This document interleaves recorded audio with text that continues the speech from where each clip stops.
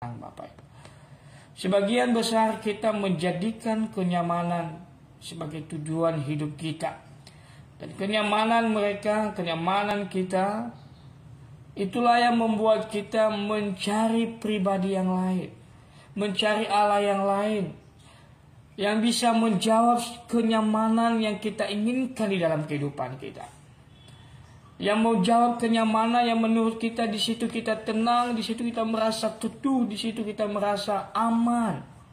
Sehingga kita rela mencari dan melakukan apapun supaya kita menemukan Allah yang boleh mendukung, yang boleh menjawab kenyamanan hidup kita. Bapak, Ibu, dan Saudara diberkati oleh Tuhan.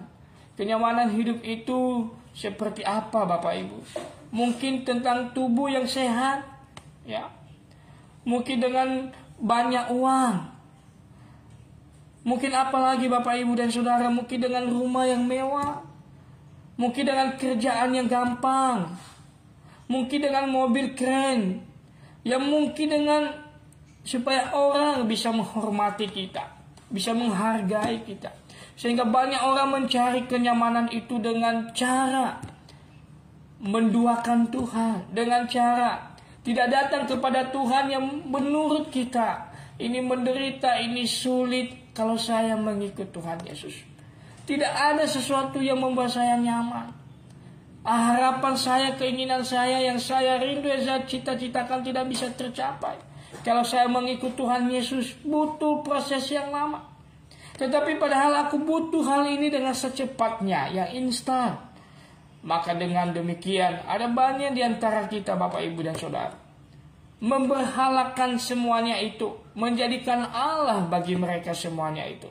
Hal-hal yang fana, hal-hal yang sia-sia, yang hanya bisa dinikmati di tengah-tengah dunia yang fana ini. Tetapi kita kehilangan hidup kekal yang Tuhan sudah sediakan bagi kita. Bapak, Ibu, dan Saudara yang diberkati oleh Tuhan. Ada banyak orang yang menjauh dari Tuhan karena di luar Tuhan harapannya tampak lebih mudah tercapai. Ya. Ada banyak orang yang hanya giat beribadah dengan harapan supaya Tuhan mengabulkan keinginan dan harapannya. Seakan memiliki motivasi yang benar di dalam ibadah. Tetapi sebenarnya motivasi itu dibungkus dengan keinginan kita masing-masing. Kita datang sama Tuhan karena ada keinginan yang kita mau. Sehingga ketika keinginan itu tidak tercapai, kita cepat begitu meninggalkan Tuhan. Bapak, Ibu, dan Saudara diberkati oleh Tuhan. Ketekunan kita menjalani ibadah kita.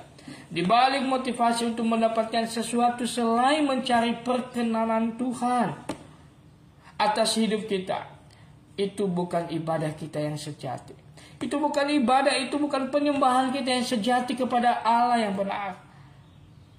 Berarti di sana kita sedang menduakan Tuhan, Bapak, Ibu.